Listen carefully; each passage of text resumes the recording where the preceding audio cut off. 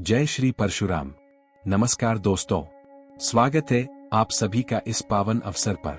आज हम बात करेंगे एक ऐसे महामानव की जो ब्राह्मण होते हुए भी विश्व के सबसे महान योद्धाओं में से एक बने।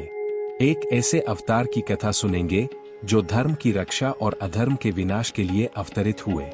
जी हाँ दोस्तों, आज हम जानेंगे भगवान परशुराम के बारे में, उनके जीवन, उनके आदर्शों और परशुराम जयंती के महत्व पर। तो चलिए इस आध्यात्मिक यात्रा की शुरुआत करते हैं। भगवान परशुराम का जन्म त्रेता युग में पुण्यतिथि अक्षय तृतीया के दिन हुआ था।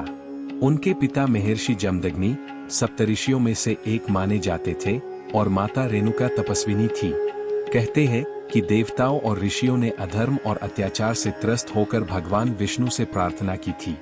तब विष्णु जी ने वचन दिया कि वे स्वयं पृथ्वी पर अवतार लेंगे और तब जन्म हुआ परशुराम का। उनके जन्म के समय आकाशवाणी हुई थी, धर्म की रक्षा हेतु एक तेजस्वी अवतार का आगमन हुआ है। परशुराम का अर्थ है परशु अर्थात कुल्हाड़ी और राम जो विष्णु का स्वरूप है। वे केवल योद्धा ही नहीं थे, वे सनातन धर्म के आदर्श ब्रह्मक्षत्रिय भी थे। बाल्यकाल से ही परशुराम असाधारण प्रतिभा के धनी थे। कहा जाता है कि भगवान शिव ने स्वयं उन्हें शस्त्र विद्या और दिव्य अस्त्रों का ज्ञान दिया था। परशुराम ने हिमालय के दुर्गम क्षेत्रों में घोर तपस्या की थी, जिसके प्रभाव से उन्हें अनेक दिव्य वरदान और शक्तियां प्राप्त हुई। उनकी तपस्या का उल्लेख शास्त्रों में इस प्रकार आता है, तपसा तप्तमस्तेपि त्रैलोक्यन संचार्यन परशु धर्म संस्थापनार्थाय परशुरामोवतारिता। अर्थ, अपनी तपस्या से तीनों लोकों को आंदोलित करते हुए परशुराम जी ने धर्म की स्थापना के लिए अवतार लिया। उनका जीवन हमें सिखाता है कि बिना साधना के कोई भी शक्ति सफल नहीं होती। अब बात करते हैं उस प्रसंग की जिसने परशुराम जी को इतिहास का महानायक बना दिया। राजा सहस्त्रबाहु अर्जुन, जो कि एक अत्याचारी राजा था, उसने परशुराम के पिता महर्षि जमदग्नि की हत्या कर दी थी। यह देख परशुराम का हृदय क्रोध से जल उठा।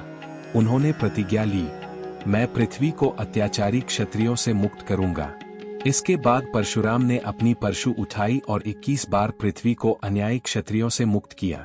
यह कार्य उन्होंने किसी व्यक्तिगत बदले के लिए नहीं, बल्कि धर्म और न्याय की पुनः स्थापना के लिए किया था।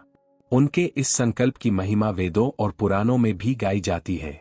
यह प्रसंग हमें सिखाता है, जब अन्याय बहे तो धर्म के लिए सजग होना ही सच्चा कर्तव्य है।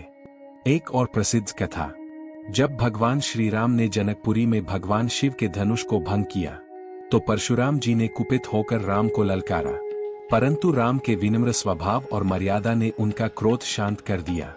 परशुराम ने श्री राम को पहचान लिया कि यही वह आदर्श पुरुष है जिनके हाथों आगे चलकर वे भी नए धर्म स्थापना का दर्शन करेंगे। यह संवाद आदर्श विनम्रता और बल के संतुलन का अद्भुत उदाहरण है। आज के दिन परशुराम जयंती पर हम सभी को यह संकल्प लेना चाहिए कि हम सत्य, न्याय और धर्म के पथ पर अडिग रहें। भक्ति, तपस्या और साहस, ये तीनों हमारे जीवन का हिस्सा बने।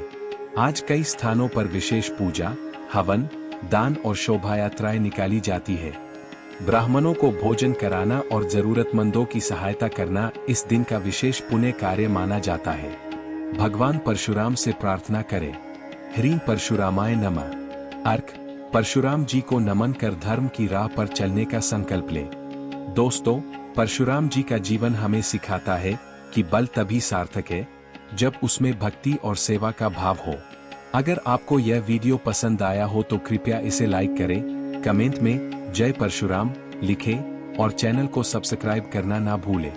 आप सभी को परशुराम जयंती की हार्दिक शुभकामनाएं। जय परशुराम, जय धर्म।